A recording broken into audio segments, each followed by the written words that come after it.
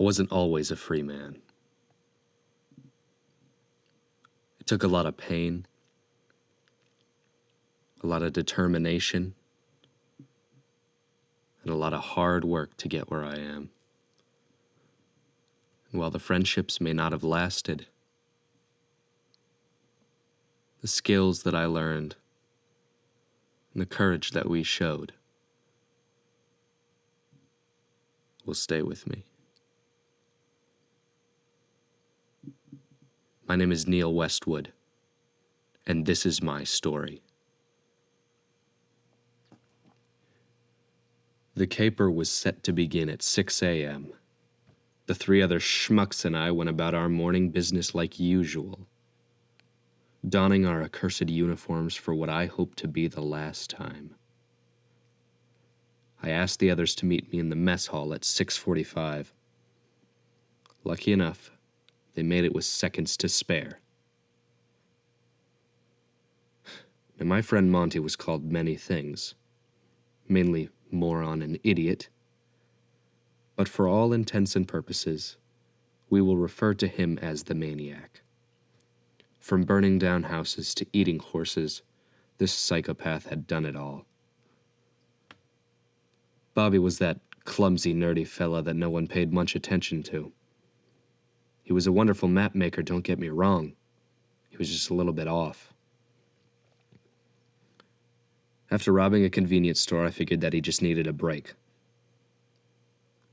Then there was Roy. Honestly, there's not too much I can say about Roy. He was a mystery, never telling anyone anything.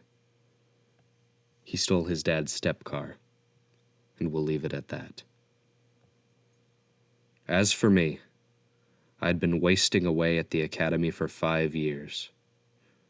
With multiple failed escaped attempts, I couldn't help but feel that this was the time.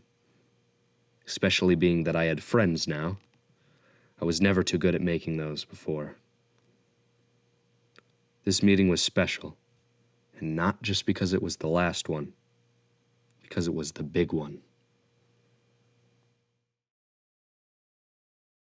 After everyone was settled in, I started my explanation on how these jailbirds would soon be flying free again. First step, we all sit through our classes until 7:30. Then, we raise our hands, ask to be excused, and the boys and I would meet in the downstairs bathroom by the auditorium.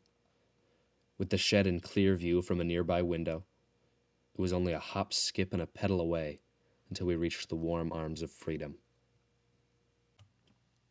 Monty wielded his trusty hammer, and with a single blow from it, the shackle on the shed burst into pieces, giving us access to the bikes inside. We raised the gate, distributed the bikes, and rode down the academy driveway for the last time. It was a decent ride through the city to the forest, but it would all be worth it once the boys saw what I had in store for them. With eased nerves, the four of us proudly walked up to the front of what would soon be known as the Westwood Home for Escaped Prisoners. The fellowship with my escaped convicts was unlike anything else. With the music, and the laughter, the stories, and the edible food, I was finally getting a taste of the life I always wanted. And what felt like would last forever only lasted one day. That's when they started coming. And with all my friends left behind, potentially dead or dying, I was forced to push on, alone. It was the dogs that got to them first, and then the teachers, and then who knows what. All I can remember are the screams, the blood-curdling screams of the boys, all resulting from one thing.